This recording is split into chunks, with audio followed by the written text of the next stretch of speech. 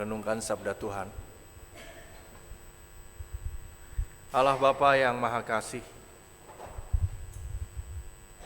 kami umat-Mu bersyukur atas kasih-Mu yang dinyatakan melalui Yesus Kristus, Putra-Mu yang terkasih, yang dengan rendah hati mengasihi kami sedemikian rupa.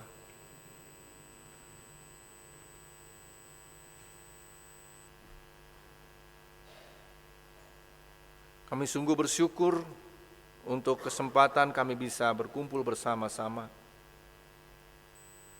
Dan saat ini kami rindu mendengar suara-Mu. Bukan sekadar suara manusia, melainkan firman-Mu yang hidup, yang menembus hati, menyadarkan pikiran, dan membarui iman kami. Seperti suara-Mu yang mematahkan pohon aras dan mengguncang padang gurun, demikianlah kiranya firman-Mu mematahkan keangkuhan kami, mengguncang kebiasaan kami yang tidak berkenan kepadamu, dan membentuk kami menjadi umat-Mu yang setia. Bersuaralah, bersabdalah ya Tuhan, di dalam Kristus, firman yang hidup itu, kami berdoa. Amin. Firman Tuhan pada kesempatan pagi hari ini, Bapak, Ibu, dan Saudara, diambil dari Injil Matius. Injil Kristus menurut Matius pasal 3 ayat 13 sampai dengan 17.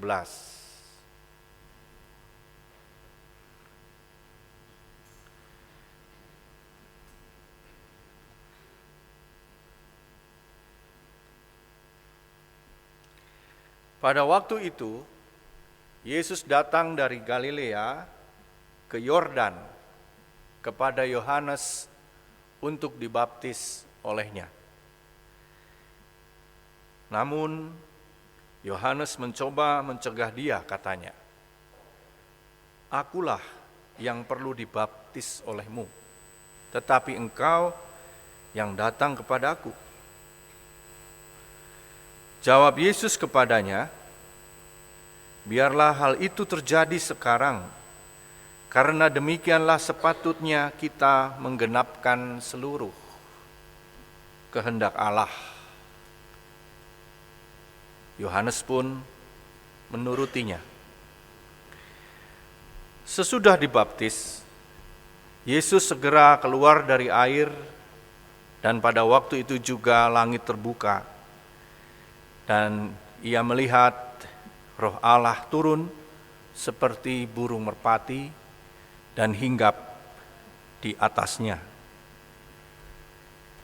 Terdengarlah suara dari surga yang mengatakan, "Inilah anakku yang terkasih, kepadanyalah aku berkenan." Demikian sabda Tuhan. Berbahagialah kita yang mendengarkannya, memelihara serta melakukan dalam hidup setiap hari. Haleluya. Haleluya, haleluya, haleluya.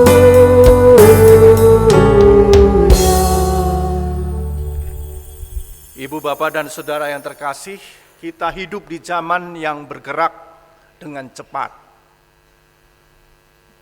Kita hidup di zaman yang seakan-akan mengajak kita berlari dengan cepat.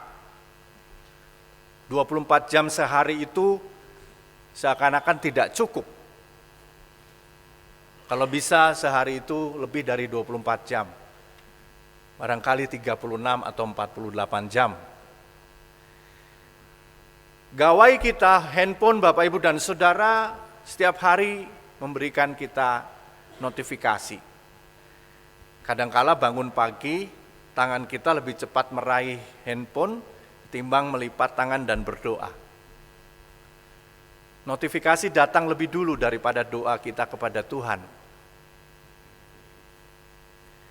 Kita terbiasa Bapak, Ibu, dan Saudara di zaman sekarang itu mengukur nilai hidup seseorang itu dengan atau dari seberapa cepat Seberapa cepat kita merespon, seberapa banyak yang kita hasilkan, seberapa jauh kita melangkah dibandingkan orang lain. Kita terbiasa mengukur di zaman sekarang dengan seperti itu, Bapak, Ibu, dan Saudara. Bahkan di dalam kehidupan rohani, iman pun kita memakai logika itu. Kita ingin Tuhan memberikan respon dengan cepat. Segera perubahan terjadi hari ini. Kalau tidak terjadi hari ini, itu bukan sesuatu yang hebat. Hari ini Injil mengajak kita, Bapak, Ibu, dan Saudara, untuk melambat sejenak. Injil mengajak kita untuk melihat, memandang Tuhan dengan cara yang berbeda. Injil membawa kita ke tepi Sungai Yordan. Barangkali Bapak, Ibu, dan Saudara ada yang pernah ke Sungai Yordan? Kalau saya paling sering ke Sungai Citarum, Bapak, Ibu, dan Saudara. Karena kalau pulang ya ke Sukabumi pasti melewati Sungai Citarum. Ya. Atau Bapak, Ibu yang kebanjiran terus dari Sungai Citarum, ya, saya juga. Ke tepi Sungai Yordan, di mana sungai itu airnya mengalir dengan pelan. Tempat di mana orang-orang yang datang, Bapak, Ibu, bukan orang-orang yang sukses. Orang-orang yang datang kepada Yohanes itu adalah orang-orang yang belum selesai dengan hidupnya. Orang-orang yang penuh dengan masalah, orang-orang yang mau bertobat. Orang-orang yang belum beres hidupnya, Bapak, Ibu, dan Saudara. Seperti saya dan Bapak, Ibu, serta Saudara. Belum beres. Kita diajak untuk melihat Tuhan dengan cara yang berbeda melalui cara Matius mengisahkan peristiwa Yesus dibaptis. Dan Tuhan Yesus ada di sana, Bapak, Ibu, dan Saudara. Tuhan Yesus ada bersama-sama dengan orang-orang yang belum beres itu. Kenapa saya bisa menafsirkan seperti itu, Bapak, Ibu, dan Saudara? Karena kalau kita baca pasal 3 ini secara keseluruhan, maka kita bisa mendapati informasi tentang orang-orang yang datang kepada Yohanes. Jadi Yesus ada di sana, Bapak, Ibu, dan Saudara. Yesus berdiri, Yesus menunggu, dia masuk ke dalam ritme hidup manusia pada saat itu. Dia datang dengan mengikuti proses, tidak datang dengan pengawalan, membuka jalan, menyatakan diri sebagai anak Allah sehingga dia bisa menerobos antrian. Tidak. Yesus mengikuti antrian itu sampai pada waktunya dia bertemu dengan Yohanes Pembaptis. Alurnya seperti itu, Bapak, Ibu, yang dikisahkan oleh Matius. Kita melihat penggambaran tentang Allah dalam sudut pandang Injil Matius ini, Bapak, Ibu, dan Saudara. Allah yang tidak memaksa sejarah dengan kuasa sepihak.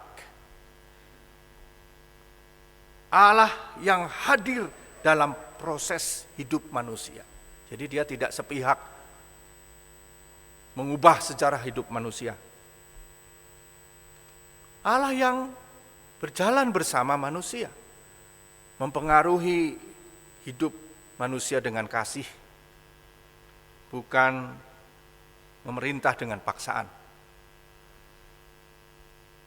Di dunia yang seperti sekarang ini, Bapak, Ibu, kita sering mendengar istilah kita ingin Tuhan mengambil alih hidup kita secara instan. Di take over semua sama Tuhan biar beres. Nah, terus kita kerjanya apa? Kalau semua di take over sama Tuhan. Bapak, Ibu, sudah capek hidup, lalu minta di take over semua aja. Justru kali ini Tuhan tidak take over semuanya, Di Yordan kita melihat Allah yang memilih Bapak Ibu, tidak men-take over semua tetapi menyertai proses itu, bukan memotongnya Bapak Ibu dan Saudara. Yesus tidak melompat langsung ke puncak pelayanan yang akan dia lakukan, tetapi dia memulai dari sungai, memulai langkah dari hal yang paling sederhana dan yang paling manusiawi.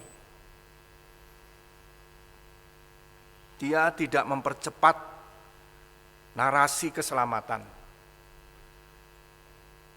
Kalau Injil itu sebuah kisah, sebuah narasi, maka narasi keselamatan itu tidak buru-buru diselesaikan.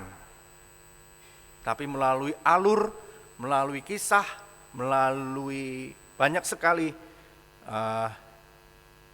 peristiwa-peristiwa kecil yang muncul. Sebenarnya ya bisa saja dipercepat. Lawang Tuhan bisa saja kalau dia mau percepat, shortcut, finish, selamat kita semua, amin. Ternyata tidak. Injil Matius memberikan itu kepada kita untuk kita bisa melihat ternyata Allah yang kita sembah, Bapak Ibu dan Saudara. Narasi keselamatan itu tidak cepat-cepat selesai, enggak kesusu ya kalau bahasa Jawanya, enggak tergesa-gesa, untuk buru-buru, pengen cepat selesai. Tapi melalui proses yang sangat-sangat manusiawi, Bapak Ibu dan Saudara. Ketika Yohanes berkata, "Akulah yang perlu dibaptis olehmu." Saya merefleksikan kalimat ini dengan Yohanes ingin cepat saja. Yohanes tahu Yesus lebih tinggi, Yesus lebih berkuasa, lebih berhak. Benar Bapak Ibu. Tetapi apa jawaban Yesus? Kalau kita baca ayat 15, maka di sana dikatakan, biarlah hal itu terjadi. Jadi Tuhan melihat Bapak Ibu dan Saudara, bisa saja Yesus yang membaptis, tapi Tuhan enggak, biarlah itu terjadi sekarang. Dia menerima proses itu Bapak Ibu dan Saudara. Dia menerima ketidaksempurnaan proses itu. Yesus memberikan ruang Bapak Ibu dan Saudara bagi relasi. Yesus memberikan ruang bagi relasi Bapak Ibu dan Saudara. Dia tidak meniadakan kebebasan manusia, tetapi dia memberikan ruang untuk bisa berelasi. Meskipun dia adalah yang punya kehidupan ini. Meskipun dia berhak, tetapi dia tidak pakai wewenang dan kekuasaannya itu untuk meniadakan kebebasan manusia. Air Sungai Yordan, Bapak Ibu dan Saudara, mengajarkan kita bahwa air itu bergerak, dia tidak statis. Realitas hidup kita juga selalu bergerak. Dan Allah yang kita sembah itu tidak ada di luar dari air itu. Peristiwa pembaptisan Yesus mengajarkan kita bahwa Allah yang di dalam Yesus itu ada di dalam realitas hidup kita yang selalu bergerak ini. Seperti tema kita, Tuhan dalam dunia yang tergesa-gesa, dalam ketidakpastian, di dalam kegelapan, di dalam harapan. Seringkali kita yang sering ingin buru-buru ya Bapak Ibu dan Saudara, ingin anak cepat gede, cepat dewasa, cepat cari kerja, cepat cari jodoh, cepat nikah, cepat punya pekerjaan, cepat kaya gitu ya, pokoknya cepatlah. Itu udah kesel. Kita yang seringkali tidak sabar. Ada juga yang Bapak Ibu dan Saudara yang membandingkan dengan orang lain ya, karirnya kok nggak secepat dia ya, dia kok cepat sekali, saya kok lambat gini. Ada yang seperti itu. Tapi sekali lagi, melalui kisah narasi ini, Bapak Ibu dan Saudara, Tuhan itu bekerja tidak dengan stopwatch. Jadi kalau stopwatch itu kan mulai berhenti gitu ya Bapak Ibu ya. Tuhan tuh bekerja nggak dengan itu. Karena tahu manusia yang dia ciptakan itu punya kecepatan beda-beda. Ya Bapak Ibu, kita semua punya kecepatan yang berbeda. Kadang-kala saya kalau memimpin doa makan, itu saya pikir memimpin doa makan itu berdasarkan kecepatan masing-masing aja ya Bapak Ibu. Karena tingkat kelaparannya juga berbeda ya. Kalau doanya makan lalu jadi doa syafaat itu kan juga malah jadi dosa ya. Kita berdoa tapi ngedumel dalam hati, ini doa makan apa doa syafaat ini. Jadi berdasarkan kecepatan masing-masing aja, udah lapar ya Tuhan terima kasih saya mau makan, amin. Kalau masih ingat sedikit ya Tuhan berkati juga mereka yang tidak beruntung gitu ya. Agak panjang sedikit. Bapak Ibu dan Saudara yang terkasih, ketika Yesus dibaptis, langit terbuka. Langit terbuka ini bukan intervensi dari Bapa, tetapi momen ketika relasi Allah dengan dunia ini yang adalah ciptaannya menjadi jelas. Langit yang terbuka adalah tanda Allah hadir di dalam proses itu. Bukan karena manusia berhasil mencapai kecepatan tertentu, tetapi Bapak Ibu dan Saudara, karena Allah mengasihi kita. Seperti Dia mengatakan, inilah anakku yang kukasihi. Kasih mendahului hasil. Kasih mendahului proses. Kasih mendahului realitas. Sehingga apapun realitas hidup kita hari ini Bapak Ibu dan Saudara, kita balangsak, kita gagal, kita menderita, ataupun memang kita berhasil. Kasih Allah itu lebih dulu ada untuk kita semua. Jadi yang berhasil, yang gagal, yang belangsak, yang sehat, ya kita semua dikasihi oleh Tuhan. Di tengah dunia ini Bapak Ibu dan Saudara, yang memang mengajak kita untuk berlari lebih cepat, kita dikuatkan oleh firman Tuhan. Kalau Allah adalah Allah yang berjalan bersama dalam proses hidup kita. Allah yang tidak meninggalkan kita ketika hidup kita terasa lambat dan belum selesai. Sekali lagi, Tuhan ada di dalam dunia yang tergesa-gesa adalah Tuhan yang setia, yang mau berjalan bersama-sama dengan kita secara realitas hidup kita masing-masing, secara manusiawi, sewajar-wajarnya kita, seada-adanya kita, sebagaimana adanya kita saat ini. Dia tetap mengasihi kita seperti Dia mengasihi Yesus sebagai Bapanya. Amin.